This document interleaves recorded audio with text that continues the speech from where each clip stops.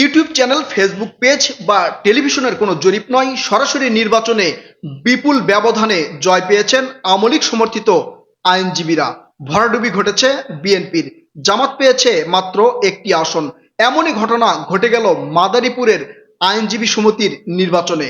এই নির্বাচনে 15টি পদের মধ্যে 14টিতেই বিপুল ব্যবধানে জয় পেয়েছে আওয়ামী লীগ সমর্থিত আইনজীবী যারা অংশগ্রহণ করেছিলেন।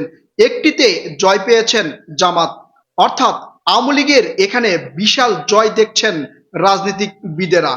5 আগস্ট ছাত্র জনতার আন্দোলনের ফলে আওয়ামী লীগ সরকারের পতন ঘটলে শেখ হাসিনা সহ নেতৃত্বস্থানীয় নেতাকর্মীরা পালিয়ে যায়। কিছু নেতৃত্বস্থানীয় এমপি মন্ত্রীদেরকে গ্রেপ্তার করে রাখা হয়েছে জেলখানায়, চলছে বিচারিক কার্যক্রম। এরপরেও বিভিন্ন ক্ষেত্রে আওয়ামী লীগের এই জয় কিভাবে দেখছেন সাধারণ জনগণ?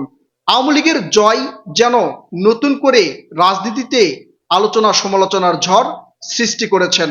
এতদিন সোশ্যাল মিডিয়ার বিভিন্ন অনলাইন জরিপে আওয়ামী লীগ সমর্থিত নেতাকর্মীদের সমর্থন বা জরিপে আওয়ামী লীগের ভোট বেশি পাওয়া খুব একটা আলোচনার সৃষ্টি করেনি, কিন্তু বার কাউন্সিল অর্থাৎ আইনজীবী সমিতির নির্বাচনে এমন প্রভাব পড়েছে যা জনমনে আতঙ্ক এবং আশ্বাসের সৃষ্টি করেছে।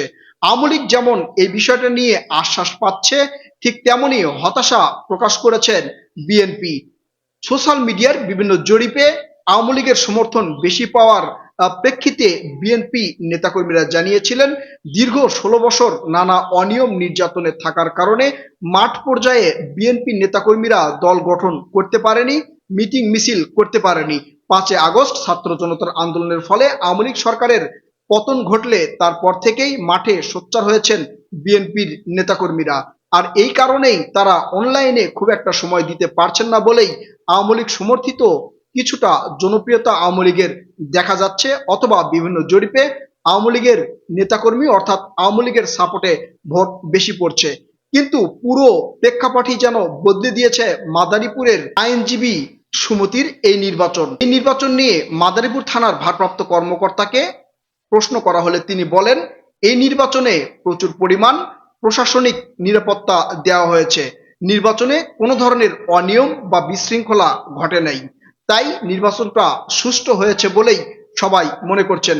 কিন্তু সুষ্ঠু নির্বাচনে বিএনপির এমন পরাজয় কতটা গ্রহণ করবেন সাধারণ জনগণ, কিভাবে নিচ্ছেন বিএনপির নেতাকর্মীরা? বিএনপির কেন্দ্রীয় পর্যায়ের কয়েকজন নেতাকর্মীকে এই বিষয়ে প্রশ্ন করা হলেও কোনো সদুত্তর পাওয়া যায়নি।